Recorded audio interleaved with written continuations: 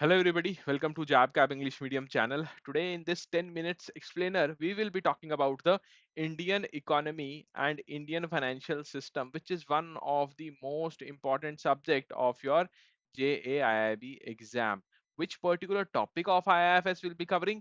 We will be talking about the MCP, as the thumbnail suggests, the market clearing price, where it is covered in our syllabus.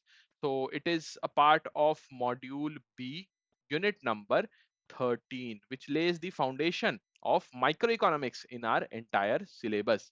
So when I talk about the market equilibrium, from here only we'll be defining the market clearing price, which is often known as market equilibrium price as well.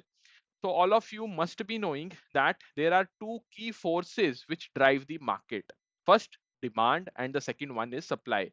This demand is created by whom? This will be created by the consumers. Fine, the consumers are consuming various types of goods as well as services, enjoying some services also. The supply is ensured by the suppliers, or for that matter, the businessmen. This particular equilibrium, which you can see here, it is present. Why? Because the consumers are also satisfied with whatever price they are paying for a particular commodity, and the suppliers, who are here to make profit, they are also satisfied with whatever profit they are making based on the price which they have kept for that particular commodity. So if we take the example of box of apple, supposingly the box of apple is priced at rupees 500. Now, if this particular price is acceptable by the consumers as well as the suppliers also have no issue in making profit out of this rupees 500, then we have arrived at an equilibrium in the pricing, and this particular equilibrium in the pricing will be known as market equilibrium, which is the equilibrium of supply and demand. The buyers and the sellers both are happy with this particular price. So the market equilibrium comes at that price and quantity where the forces of supply and demand are in balance. So they are at balance. Okay, there you can see that no weights are mismatching, and the demand as well as supply both are having the equal weights here.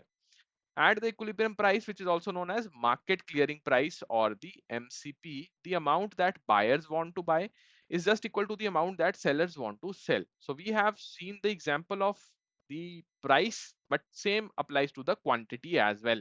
That supposingly a box of apple is available, and such type of boxes in number, they are 100. So exactly 100 is the demand. 100 boxes are being demanded by a particular market, and the same is being supplied by the supplier. Then also we will say that a particular market is in equilibrium. But market clearing price will happen when we are considering the fact that the price at which the suppliers are selling their goods, they are acceptable to the consumers. The reason why we call this equilibrium is that when the forces of supply and demand, they are in balance, there is no reason for the price to rise or fall as long as the other things remain unchanged. So always remember, whenever we are talking about the market clearing price, you will find no variation whatsoever in the inflation, in the rate of inflation. It will remain the same. We cannot just say that the inflationary rates for July will be the same as they were in the February month. No. So more or less the indirect indication here will be that the rate of inflation we'll be considering for the same month. For the same month, what is the demand and what supply has been given by the suppliers. So let's just quickly try to decipher the exact mechanism that is happening here thanks to the equilibrium of supply and demand. Now, as you know that demand and supply is the part of microeconomics, and the microeconomics is heavily based on the graphical representation. So here we have the graph of demand as well as supply. So this curve, which is upward moving here, this one, this upward moving curve, this is what?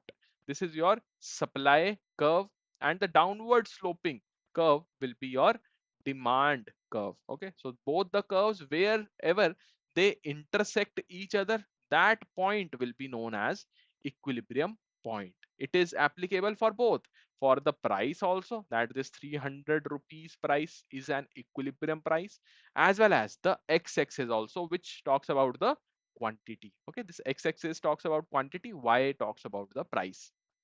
So wherever these two curves, the demand curve and the supply curve, they intersect each other, we have the equilibrium point.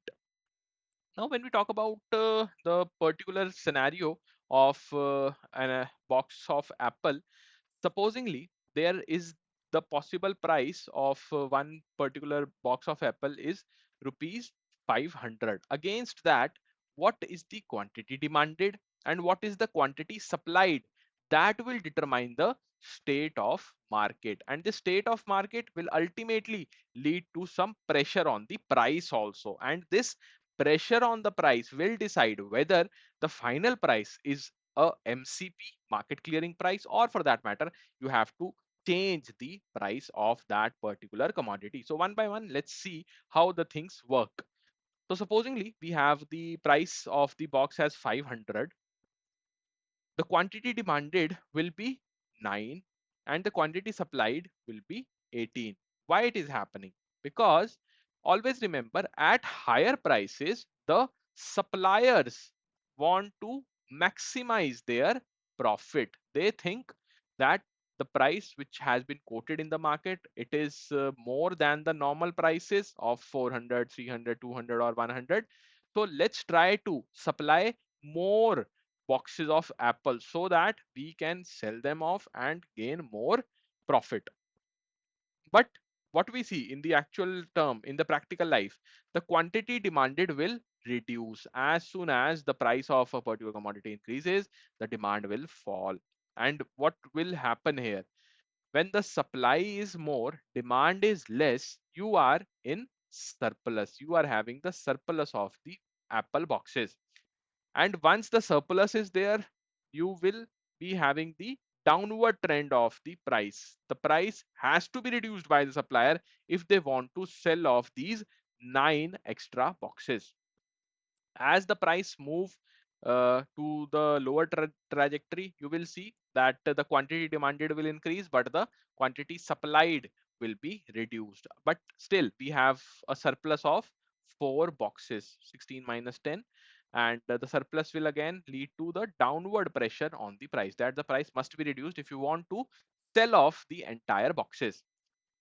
Then when the price is very low, minimal price at 100, no supplier will be ready to sell off a box of apple at rupees 100.